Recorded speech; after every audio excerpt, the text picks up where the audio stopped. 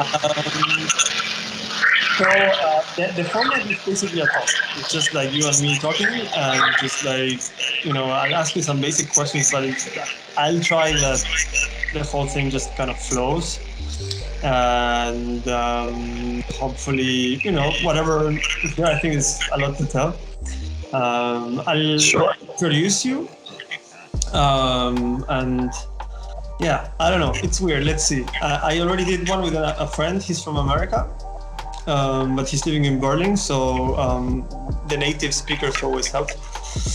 And I still need to work a little bit on my charisma and my personality skills, but I guess that's gonna come with time. Yeah, you're gonna get there. You're gonna be like next Conan O'Brien. No, of course not. Chris, you are founder and executive producer from Gradient Pictures in LA. I know your story because we met in Berlin, working together. We've been working together. I think it was around 2016, and since then we kind of went our own ways, and then we kind of like connected again. And you went to LA. When was it? Like Christmas Day, right? Yes, I actually went right on the 24th, jumped on the plane, and we arrived again on the 24th in LA, and it was cool. I mean, it was an adventure overall, and then arriving there on Christmas was kind of interesting because Christmas in LA, first of all, with sunshine and palm trees is a different thing. And then we were like trying to figure out like places to eat and such, and to get coffee, because usually things never close in the States. You have like Sundays nighttime, you always have like something where you can go. The very only time that things are closed is the 25th, because like in America they don't have that Christmas like Heiligabend in Germany, but they celebrate the first Christmas day, which is the 25th. So we were driving around town trying to get coffee or breakfast, and then finally ended up in the Starbucks, which then had kind of a funny romantic vibe in a way. But yeah, so I came over with my girlfriend, and she had to go back to Berlin, and she's in Berlin now, and we're waiting for the travel ban to lift, because we're in this super special situation right now, and that also, of course, affects the business, which is a whole different story. But I'm here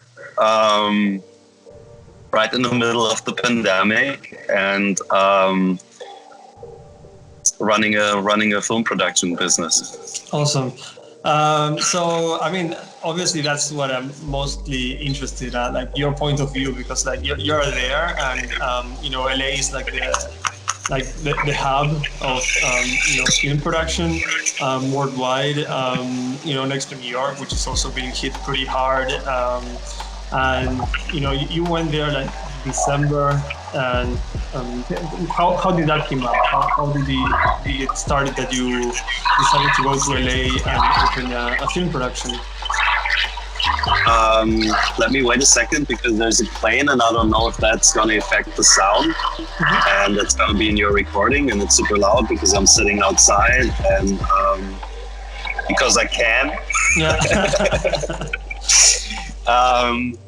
Okay, I think it's gone. So, well, how did that happen that I came to LA? So, I mean, it basically happened that I came and visited the city, and just felt like this is a home right away. Like, kind of a weird feeling to describe, but I just came and I just walked around Venice, and I was like, this feels like I belong here, and like So I came more and more often and stayed longer. And then one of my longer stays, I also went to Utah to Sundance Film Festival with a friend, and then I like spoke to agencies here and other like production companies and got to know more and more people. And then I finally had the chance to do a project for an agency from here, because they had to shoot in Europe because they needed a certain type of location that America couldn't provide. And then we ended up shooting in Prague, and I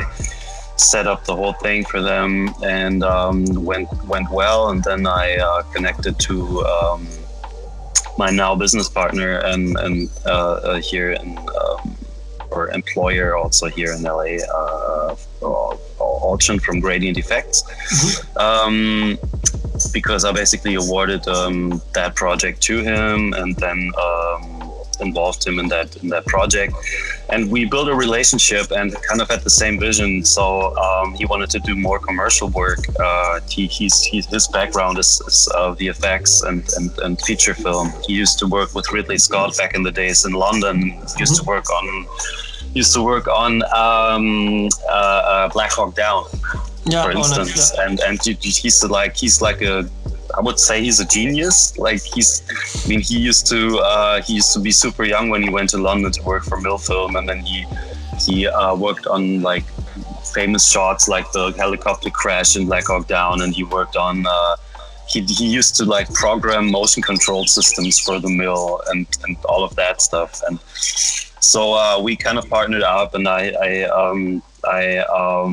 came here to produce commercial work for and with him, but not only focused on VFX, but also on live action production. And I used all my connections that I gained over time from the commercial production world, from all the ad agencies and such in Germany, Berlin, Hamburg. Mostly Berlin, because I spent the last 10 years there, and also got a bunch of directors involved that we now represent. And I mean, that's the situation. Now we started bidding on projects here, and then everything was on lockdown, so we like kind of were just about to start and then got stuck like that. And but now it's about to, I mean, things are about to open up again, and it looks like we can, like in a month or two, we can shoot again. So we are bidding on some projects, and hopefully we can then go and shoot again. Like we're working on schedules right now with the agencies, but it's kind of like okay, let's pick that day. Okay, because we have to plan in some way. But that's interesting to see. The whole industry is kind of trying to figure out how it's gonna continue. Yeah. I talked to other producers, and I hear friends that are talking to film studios and such, I mean, they even have a bigger burden to carry, because their productions are usually way bigger. Like if Warner or so, they travel to like Mexico and they shoot there, and they have like a crew, like there's a crew like of like 150, 200 people or something, which is even, of course, like in terms of Corona restrictions and everything, it's even a bigger issue than a commercial shoot where you would have maybe 20, 30 people on set, depending on the scale of the shoot. But right now we are aiming to shoot in July, and other commercial production companies as well. And of course the clients are also like, I mean, they want to get their content. They want to get their content out there too. So they are also they also would like to shoot soon, so that they have something to post and and to share. And yeah, so we're all kind of waiting to get going again. I think like probably like the whole economy. Yeah, yeah, cool. And how was like the transition? So suddenly you started, things started to roll up, because starting a new company obviously takes some time, and I guess like until you build that momentum, and suddenly it falls like heartbreak, right? Like what was like like your initial reaction? How do you like, did you like froze, or you said, okay, no, this is an opportunity? Like, is there anything like kind of like sparked on you, or or you were just waiting for these things to just be over quick? Yeah, it's I don't know. I mean, I wasn't like shocked or so. I was just like, okay, wow, because this is such a unique situation that affects everyone on the planet basically, and so I was just kind of like, wow, is this really happening? Like, what the fuck? Like, and so it was more. I mean, it was an overall overwhelmness, so to say, because I mean, it's not only that you suddenly can't shoot anymore, but it has so many it affects so many parts of your life, like you can't go and eat somewhere, you can't go out and eat, have to go to the supermarket, you have to wear a mask, you have to wear in line, then things are sold out, and everything is just like your whole life changes suddenly, and that was just something to get used to and wrap my head around. And then after some time you just say, okay, then let's see how we like. I mean, I just try to stay productive and positive, and try to adapt and say, hey, okay, look, if we can't do this, then we can do that, So let's try to figure out a remote workflow, and we just jump on a lot of Zoom meetings, and we start bidding on like animation jobs, because I know a lot of animation artists and like motion design artists, and of course we have a whole VFX unit at hand, and so we try to move in that direction, but at the same time bid on projects that like are upcoming in the future. So yeah, I think it was like, if I recap it right now, then I think it was like a moment of like, yeah, what the fuck's going on? And then you're like, okay, this seems to be something that's not over within a couple of weeks. So let's see how we can deal with the situation, and adapt to that, and come up with new solutions and ways to produce, and ways to reach out to agencies, and to set up projects and such. Yeah, and how did you guys adapt to like the remote workflow? How is like your structure now? Well, we did set up a whole remote system on site.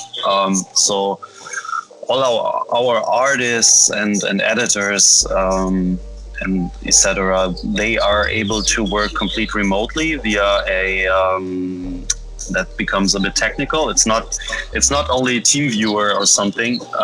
It works via a system called Teradachi, just like a PCOIP thing, and then you get like a super fast and real-time stream from that workstation. in the studio and still can work at home without any like delays or something, and it's like super secure because you actually just get the stream. And I mean, that's important for, of course, for commercial productions where you have like secret cars or something, but even more for projects with film studios that like Gradient Effects often does, or most of the time. So that's one thing, having our artists working remotely. And then the other thing is that we basically do all our meetings via Zoom or FaceTime. And also start screening directors at agencies via Zoom, like with virtual meetings. Usually you would like travel to San Francisco and then buy lunch for the whole bunch there at the agency, and then screen it and and maybe stay overnight, travel back. So I mean, of course, that's not happening right now. So yeah, we're setting up those remote screenings, and I mean that's something that people do now because all the agency people are also working from home. Yep. And for any type of upcoming production, we are planning, like, for instance, shooting in a soundstage in a studio. We just make sure that we rent a large space where there's enough room for people to keep their distance. And then we just limit like interactions to the departments, and have masks there, have sanitizer there, gloves, and probably just also one dedicated person that has an eye on the hygiene protocol. Okay. And then the distancings and such, like basically like in Germany, I think their production started up in Germany again, and they have to have one dedicated COVID person on set who is responsible for that. Okay. And do you think that's going to be permanent, like to have this kind of like health operator on set, and this like now like all these screenings are going to be remote from now on? How do you think remote work is it gonna stick, or like are some employees like wanting to keep working from home? Because I mean, personally, I would love to stay home. I was talking to this with my previous guest, and I save from commuting, especially in LA, probably as well. Like I save here in Berlin like 1 hour and a half every day of my life. And it's not that my output changes radically. I'm actually earlier at the computer, I'm ready, and then like at 6:30 I'm finished, and I'm ready, there with my family and see my kid for lunch. Well, what's your perspective on this? Yeah, I have the strong feeling that this is not going to be a temporary thing. I think it's gonna continue being a thing, and I think the majority of people will continue to work from home a lot. I guess over time, when it eases, like when everything eases a bit, I guess there will be maybe somewhat of a core staff, maybe that actually comes. Like, I think it's going to be a little like the other way around. Like right now, many companies had offered the opportunity for you to say, hey, I'm going to work from home today, right? So I think it's gonna. So what I think is going to change in terms of working from home, etc. And I think it's not going to go away. It's not going to be like a couple of weeks and then we're going to be back to normal. But I think a lot of people will continue working from home, at least the one that can. Yeah. Like our industry. I mean. Like it was before, companies offered to say, hey, for you to say, hey, today I'm going to work from home, right? Yeah. So you would do like maybe once a week or so. You would do like remote office or home office, and I think it might become the other way around, that you say, hey, I'm gonna work from the office today because I don't know, I have to, I don't know, for some reason have to be there. So probably instead of having like, I don't know, if you're like, say you usually are like 20 people in the office, you might just have like 4 or 5 people there that like are somewhat of a core staff that have to be there, or like that say, hey, I have to meet this and that guy in person today, or I, for whatever reason, like I, you know, like maybe yeah, something. So I think that's going to continue. I mean, it's going to take a while till we have a vaccination against this virus, and even if we have it, we don't know if that's gonna like make everything kind of disappear, or if there's gonna be a new strain and this and that, and you know, we noticed that this all takes longer than we thought. So I think it's gonna just change the way we work, at least in our industry, where we have the opportunity to work from home, and where we're just able to. Yeah. Do you think like there's gonna be like how do you think it's gonna affect the market in the film industry? Because right now like things went like super sharp down, and probably as they start to loosen up restrictions, I think it's gonna be gradually pick up. Like before all this happened, like there were some talks about recession, and but like the economy was kind of still stable, moving upwards. But do you think there's gonna be less shootings and more like like using stock footage and using like VFX houses like the ones that you guys have, and like mixing and matching more motion graphics, or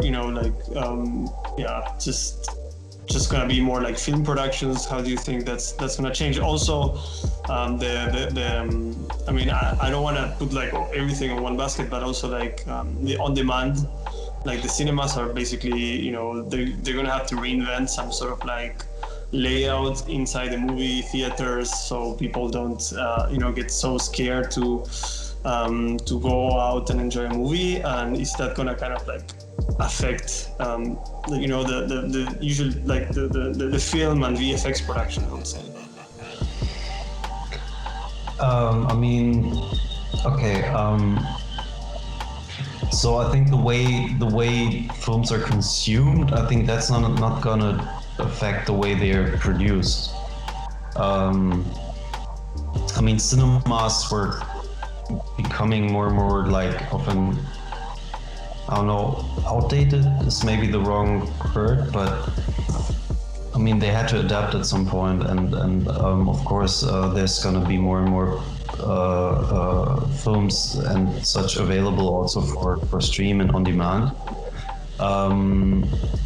And because it's going to continue, like people will, like there's some people like that are still going to be scared to go to the cinema or something, like also with other places that are going to open again where people come together. Like, I mean, I can't wait to go back to the gym.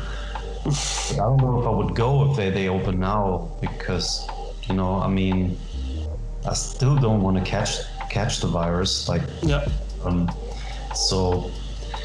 And in terms of productions, it's hard to tell. I mean, it's kind of trying to predict the future, like with the schedules that we're working on. Yeah. But I think people will like consider certain solutions in post even more than now. I mean,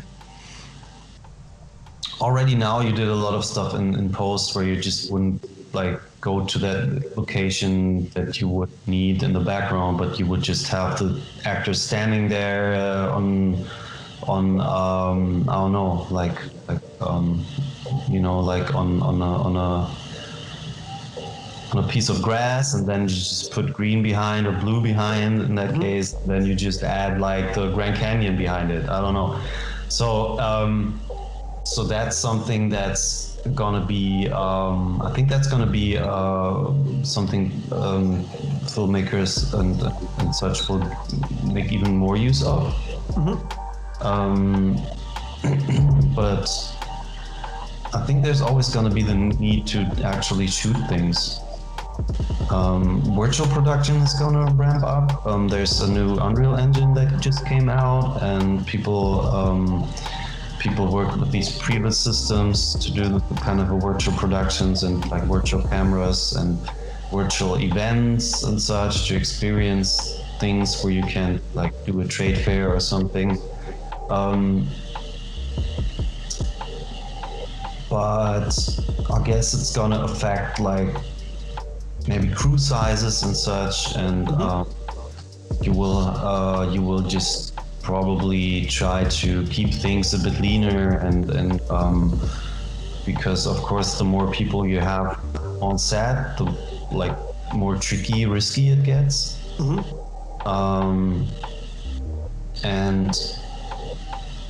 But yeah, again, it's kind of like predicting the future.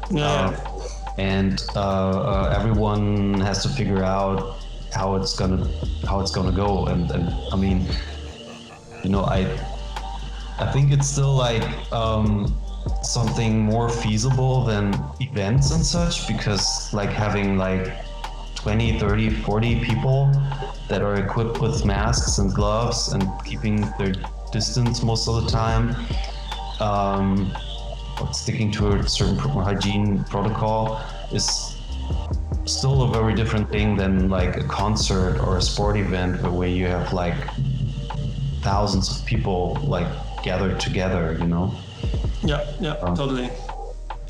So, I mean, Spain, Germany, UK, they're all opening up for film shoots already. Like there's already productions going on again in Germany.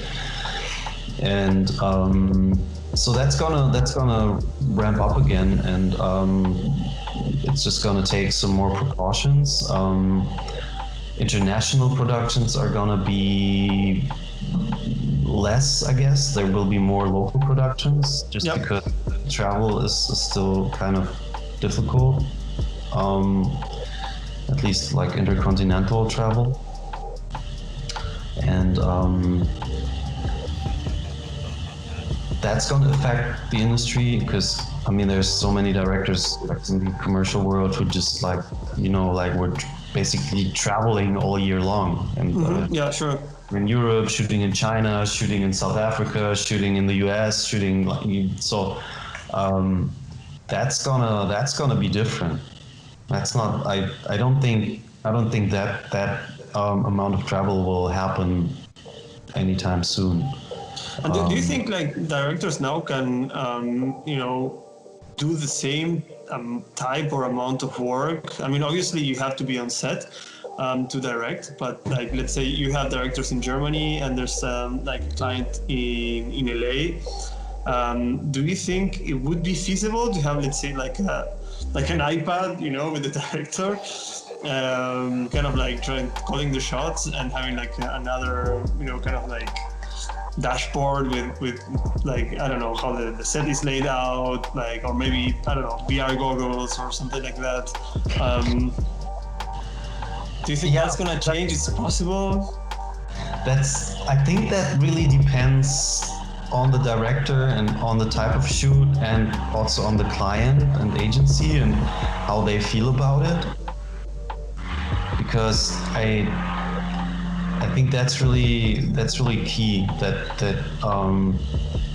if someone says, "Hey, we really want to work with this guy," and if he says he can make it work, and we don't actually need him in person on set here, then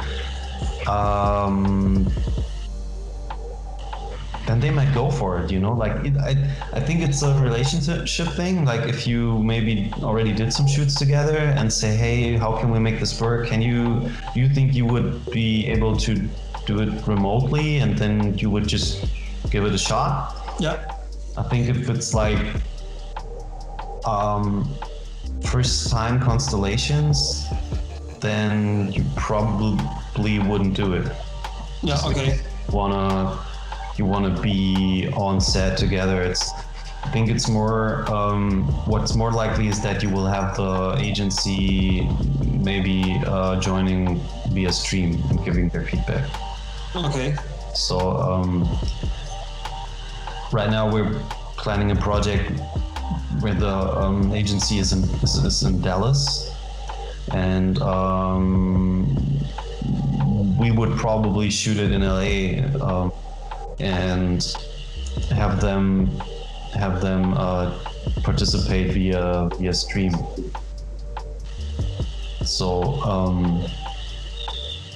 that's more likely to happen, I think. And for some projects, it might be a thing to remote direct maybe, but I think what's going to happen more and more is that it's going to be small local solutions where you have like the director and the DP just go and shoot something, and not have like like 5 agency people and 3 clients like watching each shot and say, could you like do that again a little like more dynamic or something. I don't know, like it's just gonna be more often okay, let's keep it lean, let's shoot it, and if you can manage like from like, because it's sometimes if you have a lot of company moves in one day and such, it's just a lot of logistics, and that just might be something that is kind of hard to do, like trying to keep up the protocols and such. Yeah. The more people you have, but maybe we're all gonna get used to it. Yeah, I think it actually makes a case for strong visions. Like to have a director with a really strong vision might, become more valuable than somebody that it's like a yes man, or there's nothing wrong with that, but like like people might look now for somebody that can give them that unique or like a very strong direction. But and especially in your case, because the work you are kind of like the directors that are in your roster are like guys that have a very strong point of view on things, and I think that is going to have like it's going to get more value, I would say, over time. So let's wrap this up. Is there how's the best way for people to contact you? Obviously, if you're in LA, call Chris. Yeah, 1-800 call Chris. Yeah, call Chris. Let me say this. I'm gonna put the link below. Yeah, just check out gradientpictures.com. There's a contact section. You can email chris@gradientpictures.com. Can go on Instagram and @gradientpicturesLA. And what else? You can also call me 310-980-0351. Okay, this is gonna be all over LinkedIn, so. It's gonna be all over LinkedIn. That's awesome. Yeah. And then we can make something happen. Yeah, we got like, of course, we got a roster that we have, like our main roster that we have on our website, but we got a lot of directors that we don't showcase on the website, and that are also talented and have great work, but maybe more short film stuff and not so many commercials. So we just put them on the website. But we have really talented local guys, and that are also like numerous short film awards and staff picks and whatnot, and that we usually put forward if we have a board that they match for. So yeah, just reach out and let's do something. Yeah, cool. Yeah, I'm glad we finally did this. So it took a while, like LA, Berlin, like you're going to sleep, I'm waking up, and vice versa. So yeah, thank you so much for your time. I hope I get better at closing up a conversation. Yeah, no worries, all good, man. Yeah, cool. It's great to talk. Yeah. And, like, let me know if you want to do a part 2 or something, like in a couple of months when things, when there's new developments or whatever. Yeah, absolutely. I'd love to have like a follow-up call, like with everybody that I've been talking to. Like it's great to see how, like, as things develop, I think it's a great time to actually, gather all this information, and I mean to have it recorded I think it's quite cool. I don't know what's gonna be, but I think episode 1 is coming up this week. I just uploaded to YouTube, and I don't know, I made like a nice plate and everything, so yeah, I think hopefully this one goes up the next week. So I want to keep it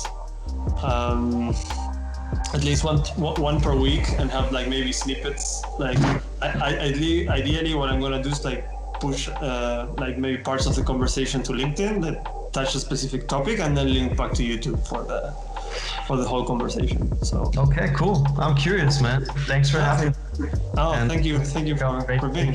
Come. Yeah, cool. I'll put the link and everything. Cheers, man. Wow.